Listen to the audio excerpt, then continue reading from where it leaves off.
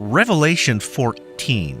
Then I looked, and behold, a Lamb standing on Mount Zion, and with him 144,000, having his Father's name written on their foreheads.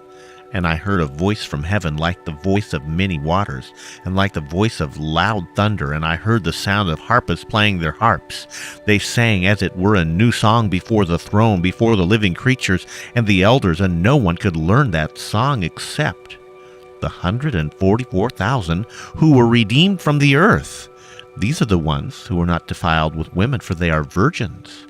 These are the ones who follow the Lamb wherever he goes. These were redeemed from among men, being firstfruits to God and to the Lamb. And in their mouth was found no deceit, for they are without fault before the throne of God. Then I saw another angel, flying in the midst of heaven, having the everlasting gospel to preach to those who dwell on the earth, to every nation, tribe, tongue, and people, saying with a loud voice, "Fear God, and give glory to him, for the hour of his judgment has come, and worship him who made heaven and earth, the sea, and the springs of water."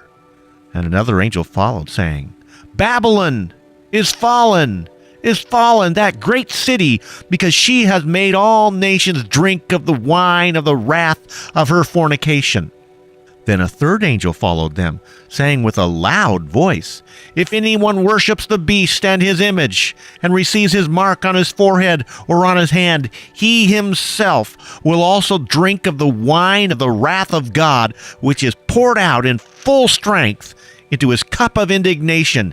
He shall be tormented with fire and brimstone in the presence of the holy angels and in the presence of the Lamb.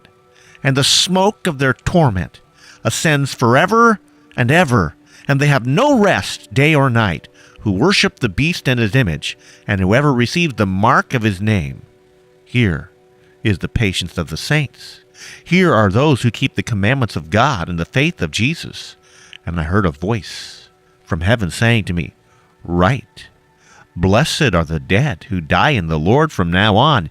Yes, says the Spirit, that they may rest from their labors, and their works follow them."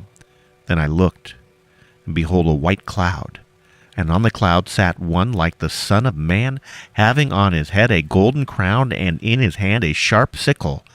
And another angel came out of the temple, crying with a loud voice to him who sat on the cloud, "Thrust in your sickle and reap, for the time has come for you to reap, for the harvest of the earth is ripe."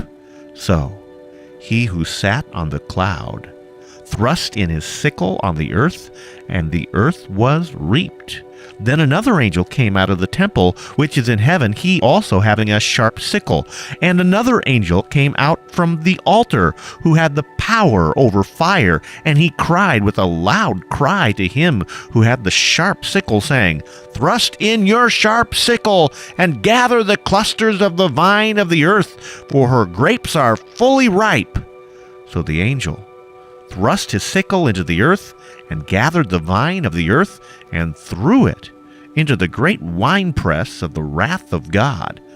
And the winepress was trampled outside the city, and blood came out of the winepress up to the horses' bridles for 1,600 furlongs.